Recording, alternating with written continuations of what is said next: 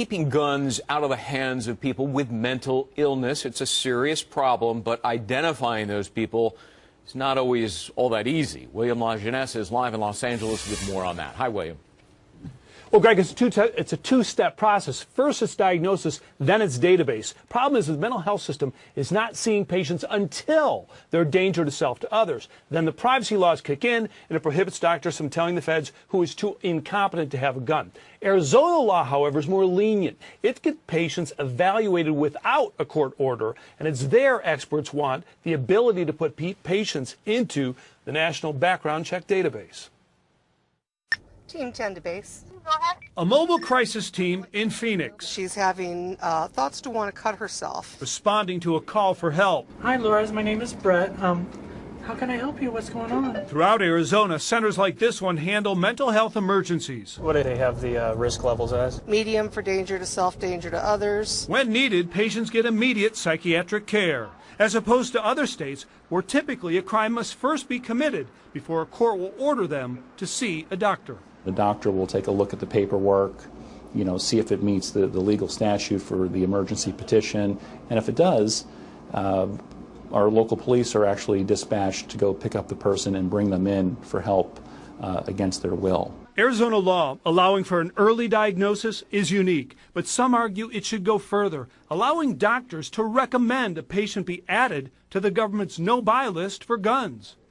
So Arizona law allows anyone, a teacher, friend, family, to request an evaluation for someone who shows a, quote, acute or persistent disability, not just those who represent a danger to self, to others, Greg. So getting those who are most unstable onto the buy list, however, as the discussion, alluded to, is controversial, and that's where Congress is trying to tackle that issue. We did get some new information that the shooter, Aaron Alexis, suffered a variety of mental issues. Alexis was treated at the VA starting in August, saying he had paranoia, a sleep disorder, and he was hearing voices. As our Dia Riley shows us, too, that is not all we are learning about him. Alexis is a former Navy man in the military from May 2007 to January 2011. Much of it served at a naval station in Fort Worth, Texas. Alexis, seen here in candid photos, recently worked as a civilian computer contractor. And officials say he had secret security clearance that gave him access to do IT work on sensitive systems at the Washington Navy Yard. Police say he murdered people at random, shooting whoever was in front of him until he was shot and killed by police. Would have kept shooting. There's no question he would have kept shooting. A look at the suspect's past shows gunplay. In 2010, Alexis was arrested by Fort Worth police for shooting a gun into the ceiling of his apartment. And according to a 2004 Seattle police report, Alexis shot the tires of a construction worker's car in an anger-fueled rage. At the time, Alexis's father told police his son had helped rescue people on 9/11 and as a result, suffered from post-traumatic stress disorder. I have been shot. I have been through hell. And now the man who pulled the trigger is getting out of jail. Channel 11's Joe Holden joins us live. And Joe, his ex-girlfriend is now living in fear. Indeed, Peggy. Good evening to you. Now, John Riom pleaded guilty. He accepted responsibility for that shooting, but he won't see any more jail time. That's because experts found him legally insane during the very narrow window of time that he pulled the trigger. And that has outraged the victim and the district attorney.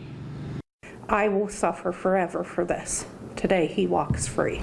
Even though it was sentencing day, John Riom leaves jail tonight a free man. He admits he tried to kill his ex-girlfriend Billie Jo Varner with a shotgun. But mental health experts ruled Riom couldn't be held responsible for his actions on that day in January 2012. One of the more tragic shootings in our county's history, and he's walking out of this jail less than 2 years after being charged. Riom's defense attorney told me his client fell through the cracks of a broken mental health system and his life was ruined as a result. He couldn't be more remorseful. He lost his family. Those were people he loved. He's mentally ill, and that's a disease. It's little consolation for Billie Jo. She tried to have Riom committed 48 hours before he shot her. You tell me what is enough. I'm not homicidal enough? Well, obviously you were wrong. Riom is sane when he takes his medication. His parents say they're moving him to Florida, but he won't be tracked. DA Pat Doherty called out state lawmakers to do something. If this case doesn't get somebody in Harrisburg's attention, that this Mental Health Procedures Act needs to be tightened and changed, this man should be going to a mental hospital. He should not be going and walking out of the jail doors today. Prosecution fought hard to prove Hemi Newman was a calculated killer and not insane when he shot Rusty Snyderman. But the jury did find he was mentally ill at the time of the crime. He will now serve life without parole in prison, not time in a mental health facility as the defense had hoped. That the jury has reached a verdict. As Hemi Newman sat frozen, the jury forewoman's voice broke as she read the verdict. Count one.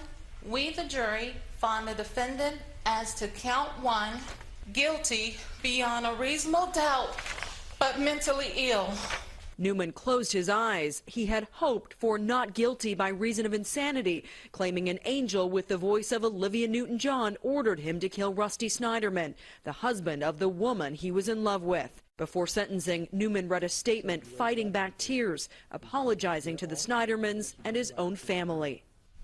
I am so sorry. Rusty Snyderman's brother Steve also addressed the court while his family wept. Today, the pain of that void is almost unbearable. We look to this court to provide us with some small measure of comfort in knowing that this man, lawfully convicted of killing Rusty Snyderman, will never walk among us again. Why? The gunman, Adam Lanza, may have had some form of mental illness. Experts have suspected similar conditions in other mass murderer suspects like Virginia Tech's son Hugh Cho, Tucson's Jared Loughner, and Colorado's James Holmes.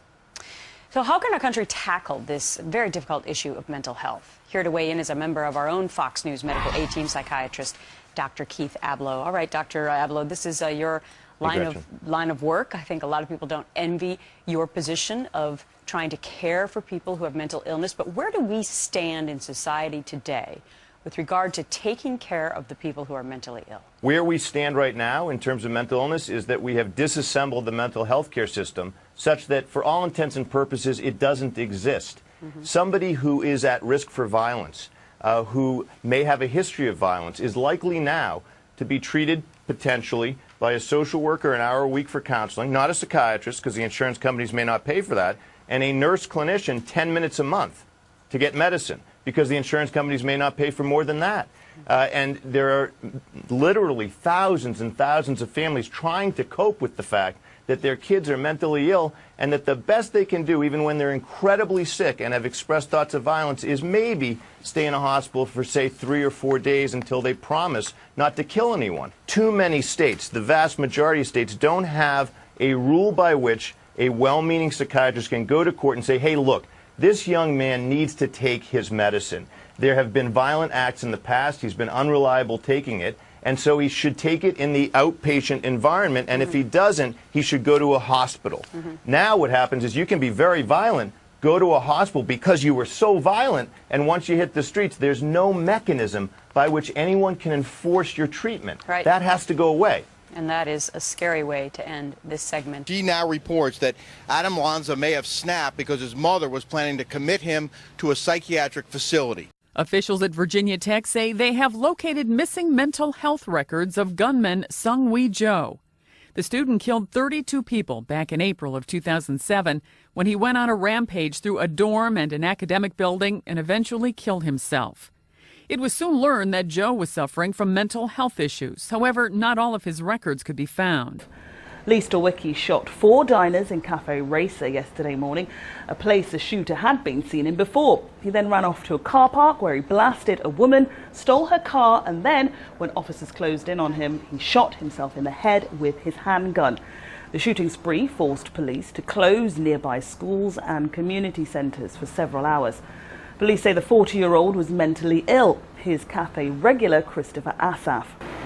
What I'm hearing is that he would be totally normal, educated, and then all of a sudden he would just crack and become slightly deranged, possessed, and saying crazy stuff. So at a certain point, they kicked him out. And then this morning they said, "You're 86th. You can't be here. Would you like a coffee to go?" He was nice, courteous, said no thank you, walked to the door, and turned and then started shooting. There have been reports of Stawicki having arguments with staff there before, and apparently his brother said he had a history of psychiatric problems. Mr. Holmes, this matter comes on for what we call an initial advisement. It's unclear how long James Holmes met with the professionals associated with the university's Student Mental Health Service, or how involved they were with him. But it raises more questions about what the school may have known about the man accused of killing 12 and wounding 58 more at an Aurora movie theater on July 20th. Oh my God!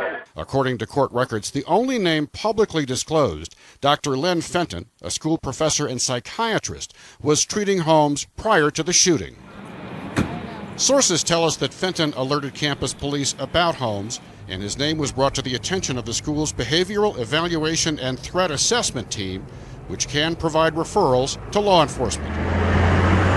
It's unclear what happened next. A university spokesperson declined comment because of a gag order imposed by the presiding judge. Colorado law says a therapist will not be held liable for failure to warn about a patient's behavior unless that patient has communicated a serious threat of physical violence, and a 72-hour involuntary detainment requires the person to be in imminent danger to himself or others. Days after the shooting, a package from Holmes arrived on campus addressed to Dr. Fenton. The package contained a notebook with notes from Holmes and crude sketches of a gunman shooting at victims.